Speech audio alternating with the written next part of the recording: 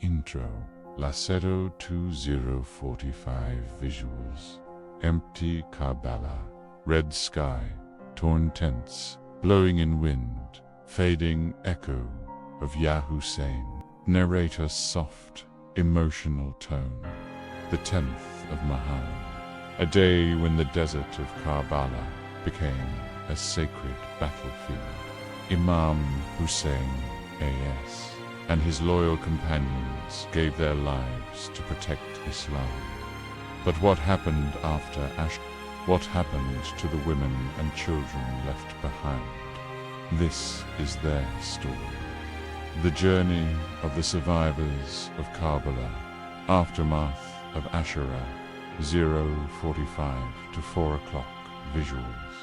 Battlefield with no bodies shown. Broken spears. Flag planted in the sand. Glowing horizon. Narrator. As the sun set on the 10th of Muharram, the battlefield of Karbala fell silent. The sacred bodies of the martyrs Imam Hussain, Akhas, Hazrat, Abbas, Akhas, Ali, Akbar, Akhas, Qasim, and others lay without burial. Yazid's army looted the tents, set them on fire, and snatched the belongings of the Prophet's family. The women and children ran in terror barefoot, thirsty, surrounded by flames. Zuljanah, the loyal horse of Imam Hussain, returned alone, soaked in blood. The camp was filled with cries of orphans and the sound of burning cloth.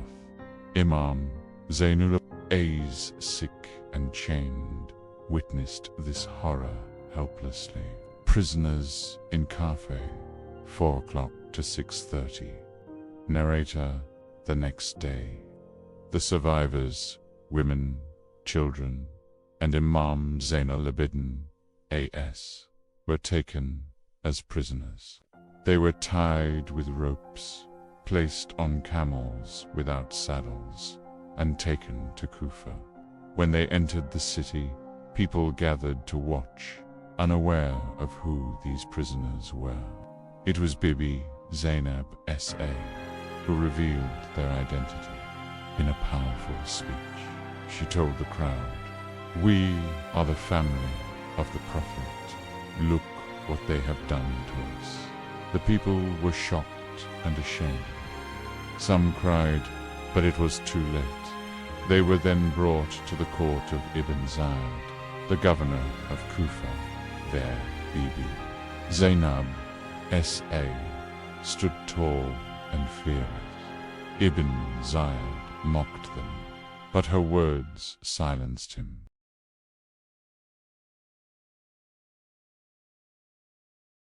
Journey to SHAM, 6:30 to 9:30. Narrator. The prisoners were ordered to be sent to Sham, Syria, to the court of Yazid. The journey was long, painful, and cruel. The children were hungry. The women had no veils. The people in towns stared. Some insulted them. Others secretly offered water in one place.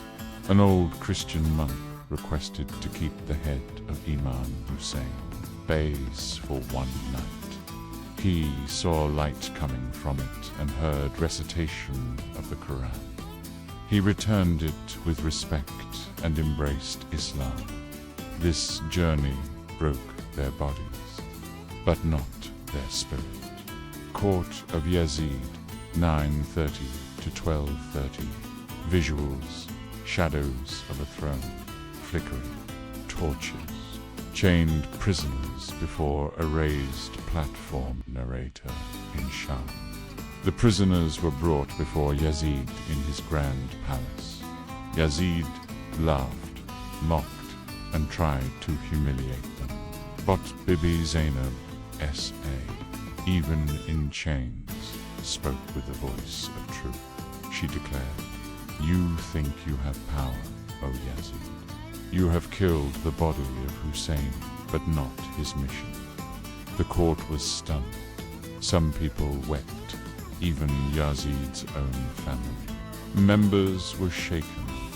Imam Hussain AS also spoke, reminding the people who they were oppressing the family of the Prophet PB, who, due to public pressure and fear of rebellion, Yazid had no choice. He ordered their release.